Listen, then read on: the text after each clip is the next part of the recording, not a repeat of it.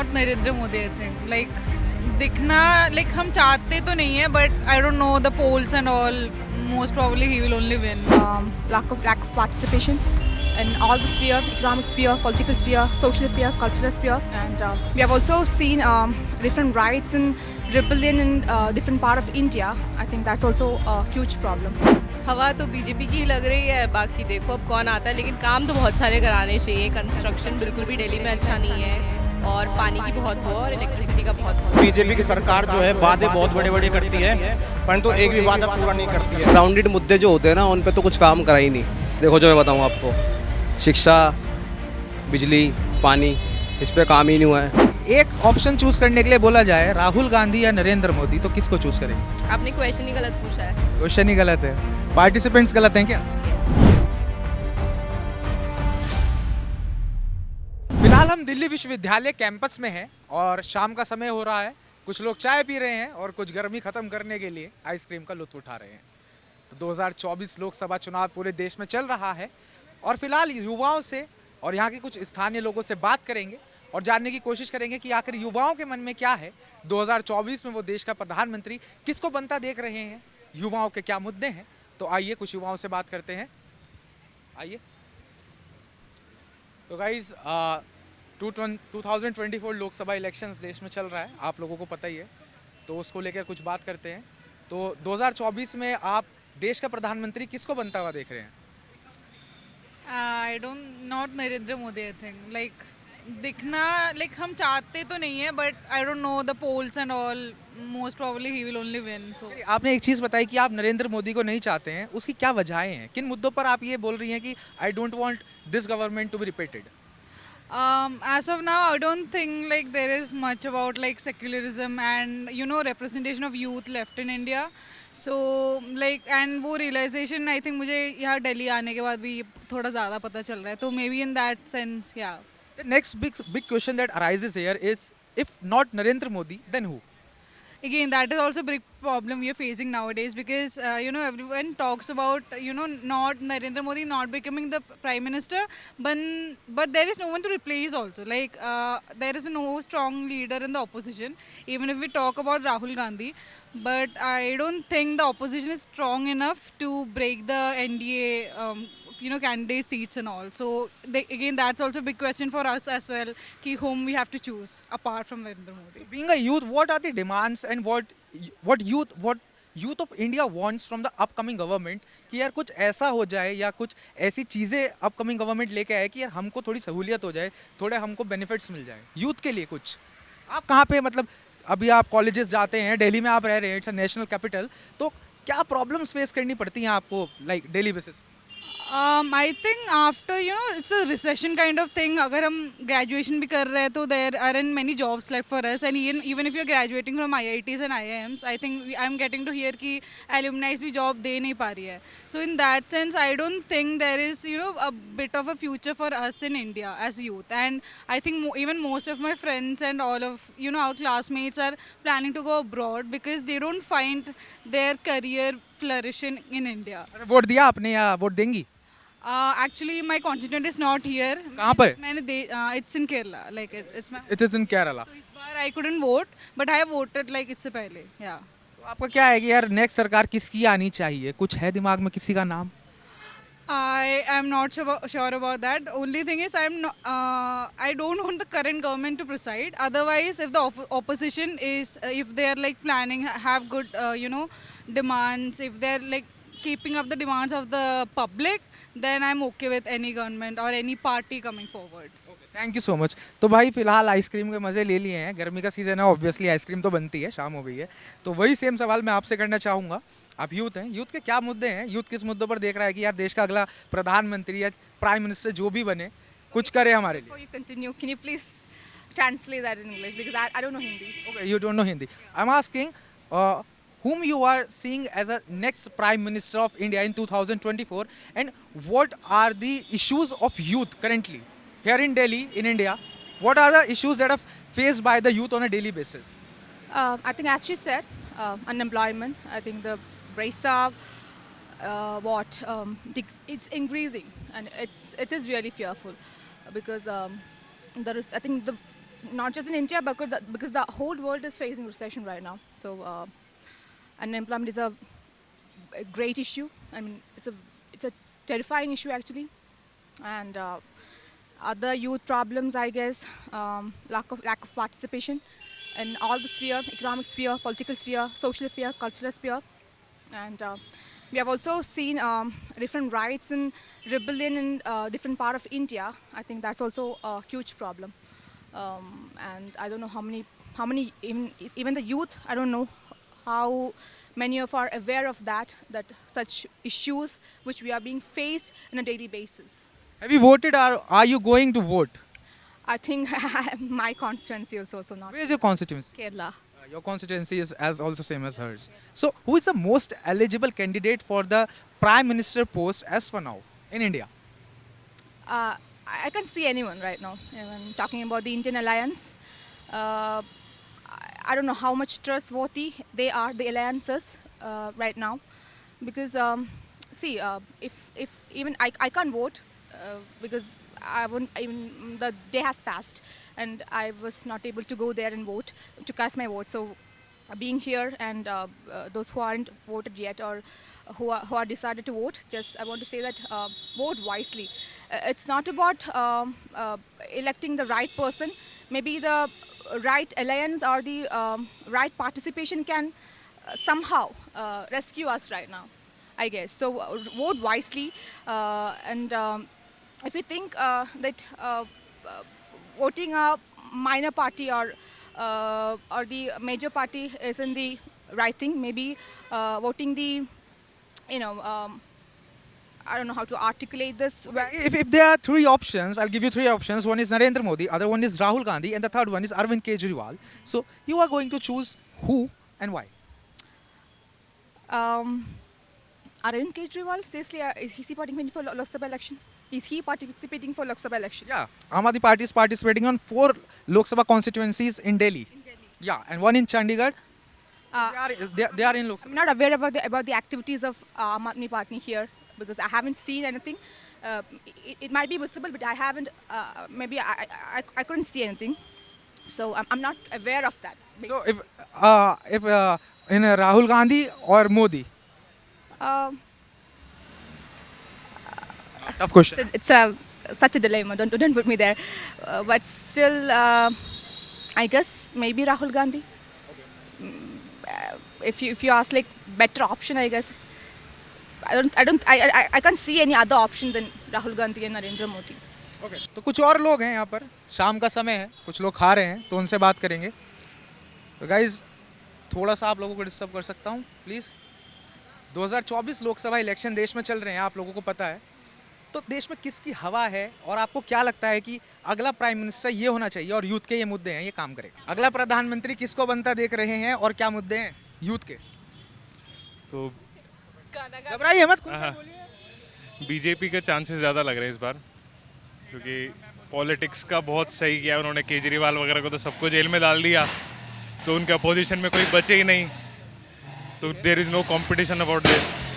यही है, बीजेपी का ज़्यादा लग रहा है. अच्छा, मैं मैम से पूछना चाहूँगा. मैम, आप भी एक यूथ हैं और फिलहाल आप ड्यू में पढ़ रही हैं, तो किसकी हवा देश में चल रही है और आप किसको चाहती हैं कि यार ये आने वाले टाइम पे ये प्रधानमंत्री बने और यूथ के लिए ये पर्टिकुलर काम है जो इनको करने चाहिए? हवा तो बीजेपी की ही लग रही है, बाकी देखो अब कौन आता है, लेकिन काम तो बहुत सारे कराने चाहिए. कंस्ट्रक्शन बिल्कुल भी दिल्ली में अच्छा नहीं है और पानी की बहुत वो और इलेक्ट्रिसिटी का बहुत वो होता है. So that are the major issues that I think we have. I have been living in Delhi since 20 years and these are the condition that I still face. I live in Dwarka and they are still very water crisis and very electricity cuts in summers. So I want that. और youth के लिए कुछ demands की, जैसे यार आप student हैं, daily basis पे कुछ प्रॉब्लम्स फेस करते हो? ट्रैवलिंग में बहुत वो करता है, ट्रैवलिंग में बहुत एक्सपेंस जाता है, टाइम भी जाता है. तो I think they should consider something for students. वो डाला आपने? अभी डालूंगी. अभी आप मतलब दिल्ली से ही हैं बेसिकली, तो आप कौन सी कॉन्स्टिट्यूएंसी से हैं? Dwarka, south west Delhi. किसको वोट डालने का प्लान है इस बार? क्यों बताऊँ आपको, गोपनीय है मेरा वोट. वो गोपनीय है और हवा तो आपने बीजेपी की बता दी. देश मैं बता रही हूँ कि किसके, मेरी क्या है वो, दैट यू डोंट नो ना. तो अगर एक ऑप्शन चूज करने के लिए बोला जाए, राहुल गांधी या नरेंद्र मोदी, तो किसको चूज करेंगे? आपने क्वेश्चन ही गलत पूछा है. क्वेश्चन ही गलत है, पार्टिसिपेंट्स गलत हैं क्या? यस. तो देश में आप ऐसे क्या बदलाव चाहती हैं आने वाले टाइम पे, साइकोलॉजिकली भी और दिखने वाले भी? इंफ्रास्ट्रक्चरली तो आपने मेरे को बता दिया, साइकोलॉजिकली भी कुछ बदलाव चाहती हैं? हाँ, साइकोलॉजिकल भी थोड़े, जैसे कि आजकल विद चेंज इन सोसाइटी तो अलग अलग चीज़ें होती हैं। जैसे कि आजकल पहले लोगों के मुद्दे अलग होते थे कि हम जा नहीं पा रहे, खा नहीं पा रहे, अब बच्चे डिप्रेशन में पड़े रहते हैं, ये होता रहता है। तो they should evolve with the society and the people, I should think that. अच्छा, आपने एक चीज़ बोली बच्चे डिप्रेशन में रहते हैं, तो उसके लिए भी गवर्नमेंट को कुछ करना चाहिए? बिल्कुल करना चाहिए। अगर वही यूथ हैं, उन्हीं से देश का पतन और वो होता है, तो अगर उनकी हेल्थ और उनकी मेंटल हेल्थ पे आप फोकस नहीं करेंगे तो आप कैसे कर सकते हैं कि कोई कंट्री डेवलप करेगी? अच्छा, क्या इश्यूज रहते होंगे यूथ के कि यार डिप्रेशन में चले जाते हैं? क्योंकि मैं ये चीज़ बहुत ज़्यादा ऑब्जर्व करता हूँ, मैं भी एक यूथ ही हूँ, मैं बीच में रहता हूँ लोगों के, मैं देखता हूँ लोग बहुत डल रहने लगे हैं आजकल। क्या वजह है इसकी? पता नहीं, लाइफ बहुत मोनोटनस हो गई है। लाइफ लोग दूसरों को देख के बहुत ज़्यादा एनवियस हो गए हैं कि ही इज़ लाइक दैट और she is like that, but वास्तव में वो सब ऐसे ही हैं कि वो भी ऐसा है, वो भी ऐसा, पर दिखाने के लिए सोशल मीडिया जो कि आप कहते हैं, I don't use it, by the way, don't use it. अच्छा, सोशल मीडिया टॉक्सिसिटी कहीं ना कहीं है? Yes, it is one of the reasons. And जो मैं तो कहूँगी कि जो पेरेंट्स भी, माँ बाप भी अपने बच्चे पे जो प्रेशर डालते हैं, that is not good also. Thank you so much for talking with us. Ma'am से बात करेंगे। अच्छा मैम, आपको क्या लग रहा है कि देश में किसकी सरकार बन रही है 2024 में, और आपके क्या मुद्दे हैं बेसिकली आपके पर्सनल लेवल पे, जो प्रॉब्लम्स आप फेस करती हैं डेली लाइफ में, उसके लिए सरकार ये काम करे? जैसा कि उन्होंने कहा, ट्रैवलिंग से रिलेटेड मुझे 2.5 घंटा लगता है गाज़ियाबाद से दिल्ली आने के लिए, तो उस पर सरकार को कुछ ना कुछ करना चाहिए। बीइंग अ वुमेन, क्या सेफ्टी आज भी इशू है? Yes, obvious. मतलब क्या कुछ ऐसा फेस करते हैं आप जो नहीं फेस करना चाहिए था? आपको लगता है कि यार ये जो चीज़ हुई है ये नहीं होनी चाहिए? ऐसा कुछ नहीं? नहीं बोलना चाहूँगी कुछ भी। चलिए ठीक है, thank you so much for talking with us. तो भाई, दिल्ली यूनिवर्सिटी के स्टूडेंट हो? नहीं हो? बात नहीं करोगे? नहीं करेंगे भाई।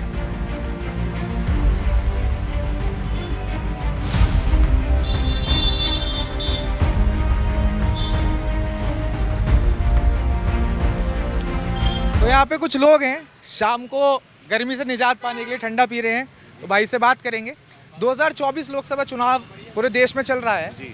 तो इस चुनाव में आपको क्या लगता है, किसकी हवा चल रही है और कौन देश का अगला प्रधानमंत्री बनने जा रहा है और किन मुद्दों पर बनेगा? देखिए, अगर प्रधानमंत्री की बात करें, चुनाव में बेसिकली ऐसा होता है कि हर चुनाव में जितने हमने अपनी जवानी में देखे हैं कि मोदी जी की एक लहर चली है, इस बार वो लहर नहीं दिख रही है कहीं पे भी। ऑपोजिशन की बात करें, ऑपोजिशन बहुत ट्राई कर रहा है कि हम कुछ कर लें, लेकिन जनता अनइंटरेस्टेड लग रही है इस चुनाव में एज अ होल। जैसे कि आपने नागालैंड में देखा, नागालैंड में जितनी भी सीटें थी वहाँ पे कोई जाके वोट नहीं दिया, और जिनने ट्राई किया जाने के लिए उनको रोका गया।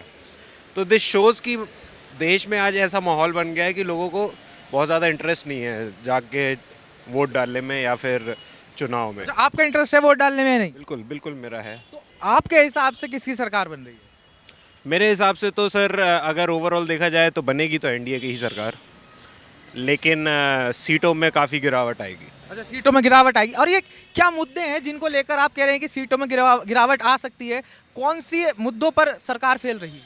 सरकार बेसिकली, मुझे ऐसा लगता है कि जो युवा जनता है हमारे देश की, उसको इस टाइम इन्फ्लुएंस नहीं कर पा रही है, क्योंकि युवा जनता आज की डेट में ये देख रही है कि आपकी जिससे बनती नहीं है आप उसे डरा धमका देते हो, और आपकी जिससे बनती है उसका अगर कुछ भी चल रहा हो, उसमें क्रिमिनल केस हो, सिविल केस हो या कोई भी केस हो, वो आप वापस ले लेते हो। ये चीज़ बहुत आगे जा रही है। दूसरी बात ये है कि लोगों में एंटी इनकम्बेंसी बन गई है। मोदी जी को देखते देखते लोग अब बहुत ज़्यादा परेशान हो गए हैं, बोर हो गए हैं कि अब कुछ नया चाहिए। लोगों को हर टाइम कुछ नया चाहिए। अच्छा, आपने बात कही कि मोदी जी को देखते देखते बोर हो गए हैं, कुछ नया चाहिए, तो वो नया क्या है, वो नया कौन है? क्योंकि इधर एक तरफ अगर हम इंडिया गठबंधन की बात करें तो यहाँ तो कैप्टन ही डिसाइड नहीं हो रहा है। 11 के 11 प्लेयर यहाँ कैप्टन बनना चाहते हैं, टीम का वो हाल है। तो फिर कौन है वो नया चेहरा? अब जैसे कैप्टन की अगर आप बात करो तो जैसे इंडियन टीम का जो कैप्टन है रोहित शर्मा, उसको मुंबई इंडियंस का कैप्टन नहीं बनाया गया। क्यों नहीं बनाया गया? क्योंकि वहाँ पैसा बोल रहा था, जो कि मुझे ऐसा लगता है। हार्दिक पांड्या को बनाया गया क्योंकि जो भी रीजंस थे। यहाँ पे इंडिया अलायंस का जो अगर आप कैप्टन चाहोगी कि कोई सामने आए, उसके लिए यही ऑपोजिशन की एक कमी रही है पिछले 10-12 सालों से कि वो कोई एक चेहरा नहीं बना पा रहे हैं। मेरे को ऐसा लगता है कई ऐसे लीडर्स हैं जैसे कि सचिन पायलट जी हैं और युवा नेता, जितने भी युवा नेता जो कांग्रेस में हैं, अगर उनको चांस दिया जाए और उनका फेस आगे रखा जाए तो ज़रूर कोई बदलाव आ सकता है। राहुल गांधी के लिए मैं ये कहना चाहूँगा कि राहुल गांधी जी बहुत अच्छा, इस बार उन्होंने जो न्याय यात्रा निकाली, इससे पहले जो भारत जोड़ो यात्रा निकाली, इस वजह से उनकी इमेज काफ़ी सुधरी है। अब अगर देखा जाए इंटरनली सब जानते हैं कि राहुल गांधी इसको लीड कर रहे हैं, इंडिया अलायंस को, और ये सारे एकजुट इसलिए हो गए हैं क्योंकि इनको मिल के मोदी को हटाना है, अमित शाह और मोदी की जोड़ी को तोड़ना है। तो एक ये लहर है। बाकी आप बिल्कुल सही कह रहे हो कि कोई कैप्टन नहीं अभी चुन पाए हैं। चुनने के लिए इनको एक चेहरा ज़रूर देना चाहिए, ये बिल्कुल आपकी सही बात है। चलिए ठीक है, बहुत बहुत धन्यवाद हमसे बात करने के लिए। यहाँ पे कुछ लोग और हैं, उनसे भी बात करेंगे। भाई हमारे साथ, भाई से बात करेंगे। अच्छा भाई, 2024 का लोकसभा चुनाव चल रहा है देश में, तो किसकी हवा आपको लग रही है बढ़िया चल रही है और कौन 2024 में देश का प्रधानमंत्री बन रहा है? अभी तो हमें सामने सीधी फाइट लग रही है इंडिया गठबंधन और नरेंद्र मोदी जी के एनडीए गठबंधन में। और अभी जो 2 फेजेस के बाद मोदी जी का जो जैसा बयान आया हिंदू मुस्लिम वाला, तो वो काफ़ी मतलब ठीक नहीं लगा। एक कि प्राइम मिनिस्टर, आप एक देश के प्रधानमंत्री हो के आप ऐसी बातें करो, तो मतलब ऐसे लगता है कि उनका मोरल डाउन है, बट सीट्स तो उन्हें अच्छी खासी मिलते हुए दिख रही हैं। अच्छा, जैसे कि आपने कहा कि सीधी फाइट में इंडिया गठबंधन और एनडीए में देखने को मिल रही है, आपके हिसाब से आगे किसकी गाड़ी निकल रही है? सर सच बोलूँ तो आगे तो मोदी जी की गाड़ी निकल रही, बट हम चाहते हैं कि इंडिया गठबंधन आगे निकले। अच्छा, ऐसे कौन से मुद्दे हैं जिस पर आप सरकार से नाखुश है? क्योंकि आपने अभी कहा कि हम चाहते हैं कि इंडिया गठबंधन की गाड़ी आगे निकले। सर बिल्कुल सर, क्योंकि एक तरह से हमने कई ऐसे जो डिसीजन देखे और एक तरह से हमें ये देखने को मिला कि सरकार बिल्कुल तानाशाही रवैये पे उतर आई है। वो मतलब सुनने को तैयार नहीं है, और जबकि उन्हें, मुझे ऐसा लगता है कि अगर वो सुने और प्रॉब्लम सॉल्व कर दे तो एक गवर्नमेंट अच्छी है, एक मतलब कोई ज़्यादा इश्यूज़ नहीं है। बट जैसे कुछ लोग अगर आवाज़ उठाते तो उन्हें प्रेस करने के लिए, डिप्रेस करने के लिए काफ़ी स्ट्रिक्ट एक्शन हो जाते हैं उनके अगेंस्ट। और जो उनका जो नारा था भ्रष्टाचार हटाओ वाला, तो वो काफ़ी पहले तो अच्छा था, बट वो सारे लोग अब उनमें खुद आ गए, तो इसलिए उनके ऊपर खुद एक क्वेश्चन मार्क है कि आप कैसे ये नारे को आप साकार करेंगे। तो मिला जुला असर है, एक तरफ आप चाहते हैं सरकार आए भी और एक तरफ आप चाहते हैं कि सरकार थोड़ा मनमानी भी करे। जी सर, हमें ये लगता है कि जैसे अब 10 साल हो गए, तो मतलब इनके अंदर वो हो गया कि अब हम कुछ भी बयान दे देंगे तो लोग मतलब खाली धर्म के नाम पे यार जैसे भी एकजुट होके वोट जो जैसे मिलते थे। बट हमें ये चाहिए कि हम स्टूडेंट्स हैं, हमें इन द एंड जॉब्स और ये देखनी है। तो इन्होंने जो वादे किए जॉब्स के, वो भले फुलफिल ना किए, बट जितने अभी वैकेंसीज खाली कम से कम उनके लिए तो वो ट्राई करें ताकि उनको भरा जा सके। अच्छा, तो आने वाली सरकार से मांगे रोजगार की हैं प्रमुख तौर पर। यस सर, और जो गवर्नमेंट इंस्टीट्यूशंस है ये इनको थोड़ा वो मिले, अच्छे इनकी सीट्स, बड़े प्रोफेसर्स की भर्ती हो, तो यही है हमारी मांग। बहुत बहुत धन्यवाद हमसे बात करने के लिए। क्या देख रहे हैं, किसकी हवा चल रही है दिल्ली में? दिल्ली में मैं चाहता हूँ परिवर्तन बहुत ज़रूरी है। परिवर्तन का मतलब है कि लोकतंत्र, और मैं चाहता हूँ कि ये जो है बीजेपी की सरकार जो है वादे बहुत बड़े बड़े करती है, परंतु एक भी वादा पूरा नहीं करती है। खासकर हम जैसे नौजवानों को इन्होंने कोई भी एक भी वादा पूरा नहीं करा है। मोदी सरकार को 10 साल हो गए हैं, उन्होंने कहा कि प्रतिवर्ष हम 2 करोड़ रोजगार देंगे, जो कि नहीं दिए गए हैं। और मैं हरियाणा से आता हूं और मैं खुद एक टीजीटी का स्टूडेंट रहा हूं। हमारी भर्ती इन्होंने लटका रखी है, और ये बात हमने वहाँ के हमारे मनोहर लाल खट्टर जी को बदल दिया गया है। उन्होंने झूठी सरकार बिल्कुल भी ना लाएं, और जो है कि ये जो बयानों को तोड़ मरोड़ कर पेश किया जा रहा है, जैसे कि आप इलेक्ट्रो बोन। और आजकल मैं मीडिया से ज़रूर कहना चाहूँगा कि मीडिया एक निष्पक्ष रूप से ज़रूर आए, क्योंकि मीडिया निष्पक्ष रूप से नहीं आ रही है।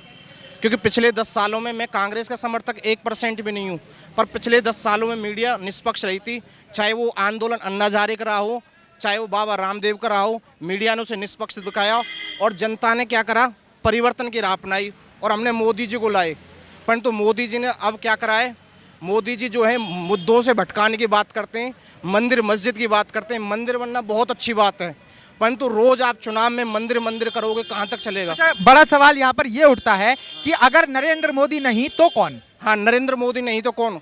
आप एक बात बताओ, ये हमारा भारतवर्ष अखंड भारतवर्ष रहा है, कब से रहा? हजारों साल से रहा है। जो हमारे लोगों जनता को ये कह दिया जाता है कि हिंदू खतरे में है, मुस्लिम खतरे में है, कोई खतरे में नहीं है। खतरे में पता क्या, इनकी सीटें खतरे में हैं। क्योंकि काम के अनुसार व्यक्ति का नाम होना चाहिए, सिर्फ हिंदू के नाम पर या राजनीतिक नाम पर किसी प्रकार का नहीं होना चाहिए। मुसलमान अगर गलत करे तो मुसलमान के खिलाफ कार्रवाई हो, अगर हिंदू गलत करे तो हिंदू के खिलाफ कार्रवाई हो, एक तरफ कार्रवाई नहीं होनी चाहिए। आप देख रहे हैं कि महिलाओं को क्या नाम है जंतर मंतर पर पैरों से कुचला जाता है, फिर नारी वंदन करके दिखाया जाता है। ये दोगलापन नहीं तो और क्या है। आप देखा कि मणिपुर में कैसी घटनाएं घटती, महिलाओं को निर्वस्त्र कर दिया जाता है, पर बाद में कि कोई कार्रवाई नहीं होती है। क्यों नहीं होती है? कहाँ मर जाता है वो लोकतंत्र? और ये इसे दिखाने का प्रयास क्यों नहीं करते? और सीमा हैदर की खबर आज तक जैसा चैनल कोट करिए इस बात को, वो क्या नाम है 2-2 महीना उस चीज़ को दिखाता है। सीमा आज ये कपड़े पहन रही है, हैदर ऐसे नाच रही है, क्या ऐसे ही मीडिया रह गया है? मीडिया होती है निष्पक्ष, कहाँ गई वो मीडिया? वो मीडिया आपके सामने खड़ी है अभी, और ये आपकी बात पूरे देश को सुनाई जाएगी। तो अब आप मुझे ये बता दीजिए कि आपने वोट डाल दिया या वोट डालने जाएंगे? मैं अभी डालूंगा, हरियाणा में वोट डालूंगा। और कहते हैं परिवर्तन बहुत जरूरी है, क्योंकि लोकतंत्र का मतलब यही कि आप हर बार व्यक्ति को देखो। और जो ये कहते हैं कि राहुल गांधी ये है, राहुल गांधी वो है, आपने अगर राहुल गांधी को टेस्ट ही कहाँ करा एक बार मौका दे के देखिए, क्योंकि 5 साल में क्या होगा? कप्तान तो बनने दीजिए, उनकी तो टीम का कप्तान ही डिसाइड नहीं हो रहा। सर एक बात सुनो, क्योंकि पार्टी के जो फैसले हैं वो अपने हिसाब से लेती है, और कांग्रेस पार्टी के पास अनुभव भी रहा है और उन्होंने सरकारें भी चलाई हैं। जैसे कि कर्नाटक में उनकी सरकार जीती है, और क्या नाम है तेलंगाना में वो जीते हैं। क्या उन्होंने मुख्यमंत्री डिसाइड नहीं करा? वो सब करा है। ये हम कौन होते हैं अभी करने वाले? क्योंकि हमारे देश में IAS है, IPS है, और क्या नाम है हमारे पास क्या नाम है न्यायपालिका है। अगर देश को किसी प्रकार का भी संकट होता है वो तुरंत निर्णय लेती है, हमारे अधिकार सुरक्षित रहते हैं। ऐसा बिल्कुल भी नहीं सोचना चाहिए कि मोदी के अलावा ये देश नहीं रहेगा। अगर मोदी जी की उम्र 74 साल होगी और आज हम जैसे रोजगार पत्नी कितनी ओवररेज हो गए, कहाँ गए वो रोजगार? तो मोदी जी तो ये भी कह रहे हैं कि भाई मैं एंटरप्रेन्योरशिप जो करना चाहता हूँ उनको भी पैसे दे रहा हूँ, स्टूडेंट्स के लिए मैंने फीस कम कर दी है, सब मैंने इतनी योजनाएं बना दी हैं। मैं बताता हूँ, हंसराज कॉलेज की जो फीस है वो 40,000 रुपये है MA की करने की, और जो है कि यहाँ पर अपना है फैकल्टी की फीस है मुश्किल से 7 या 8,000 रुपये है। क्यों इतनी ज़्यादा फीस बढ़ाई जा रही है? कहाँ बढ़ाई जा रही है? कोई पढ़ने के लिए आएगा, आप न्यू पॉलिसी ला रहे हो, किस लिए ला रहे हो? आपने हरियाणा को देख लो, मैं आपको हरियाणा बताऊँ कैसे राज्य, आप कितने शिक्षित % है, आप निकालो आपने कितने साक्षर करें, कितनी यूनिवर्सिटियाँ बनाई हैं आपने 10 सालों में, कहाँ बनती है? ये आंकड़े झूठे हैं, दावा किताबी है। सर ये झूठे दावे बोले जा रहे हैं मोदी जी द्वारा। ऐसा नहीं है कि मेरी भारतीय जनता पार्टी से वो कुछ बैरवाह है, 1% भी नहीं है। उनके कुछ काम अच्छे हैं, जो रक्षा के क्षेत्र में मैं कहना चाहूँगा, रक्षा के क्षेत्र में उन्होंने अच्छा काम किया है, और डिजिटल क्रांति की है उसमें बहुत अच्छे रूप से किया है। आदमी को निष्पक्ष होना चाहिए, ऐसा नहीं कि मैं दोनों आंखों से देखना चाहता हूँ, परंतु मोदी जी रोजगार दें युवाओं को, और तभी हम आपको वोट करेंगे, नहीं तो हम परिवर्तन के लिए भी। चलिए ठीक है, भाई खड़े हैं, भाई से बात करेंगे। तो भाई जी 2024 का लोकसभा चुनाव देश में चल रहा है, सरगर्मी बढ़ रही है, तो 2024 में अगला प्रधानमंत्री आप किसको बनता देख रहे हैं, और क्या मुद्दे हैं आपके जिनको लेकर आप वो बटन दबाएंगे जो प्रधानमंत्री डिसाइड करेगा देश का? मुद्दे सर ये हैं कि जब देश को नरेंद्र मोदी जी को 10 साल का टाइम दिया, तो सर अगर 10 साल काम करने के बाद, इतनी ताकतवर कुर्सी पर बैठने के बाद, वो भी 10 साल बाद मंगलसूत्र महिलाओं, हिंदू, मुसलमान एक भैंस छीन ली जाएगी, 2 में से एक आपका सब कुछ ले लिया जाएगा, इस मुद्दे पे अगर वो वोट मांग रहे हैं तो सरासर गलत है। मैं हरियाणा से आता हूँ, और हमारे उधर बीजेपी के विधायक और जो कैंडिडेट है बीजेपी का, उसको घुसने भी नहीं दिया जा रहा है। हमारे उधर साफ साफ कांग्रेस है, और देश में परिवर्तन की लहर है। आपने एक सवाल किया प्रधानमंत्री किसको देख रहे हैं? सर देखिए क्या है, ये अलायंस है, इसमें अगर जिसकी भी सीट ज़्यादा आती है, जो भी एक अच्छा जो अलायंस बनने के बाद पार्टी के मुताबिक जो भी अच्छा कैंडिडेट होगा, इनके पास क्यों नहीं है कैंडिडेट? राहुल गांधी में क्या कमी है? पर भाई साहब कांग्रेस तो खुद की पार्टी में फूट पड़ रही है, आपको मालूम होगा दिल्ली प्रदेश अध्यक्ष जो हैं कांग्रेस के, उन्होंने इस्तीफा दे दिया है। अब देखिए दिल्ली में 3 सीट मिली है कांग्रेस को, ठीक है, किसी को टिकट मिला, किसी को नहीं मिला, किसी को अगर वहाँ पे 6 आदमी टिकट लेने के लाएगा, 3 को टिकट मिल गया, 3 को नहीं मिला, तो किसी ना किसी रीज़न से उनके आपसी मतभेद बढ़ सकते हैं, ये रीज़न है। अब जैसे कि सर हम हरियाणा से आते हैं, उधर हमारे हरियाणा में 10 साल से बीजेपी की सरकार है। उस 10 साल के टाइम में उन्होंने क्या काम किए हैं? अगर वो किसान को देखे तो किसान सड़क पे, आड़ती को देखे तो आड़ती सड़क पे। अभी हमारा खुद अनाज मंडी का काम है, आड़ती हैं सर हम। तो जो हमारा जो हम एक चैन चलती है, एक मजदूर से लेकर हर एक चीज़ तक, अब आड़ती को इतना घेराव कर रखा है, हम किसान की कोई भी सहायता नहीं कर पाते हैं। ना तो किसान किसी लायक रहा, ना आड़ती किसी लायक रहा, सरकार सिर्फ अपना भर रही है और कुछ काम नहीं कर रही है हरियाणा में।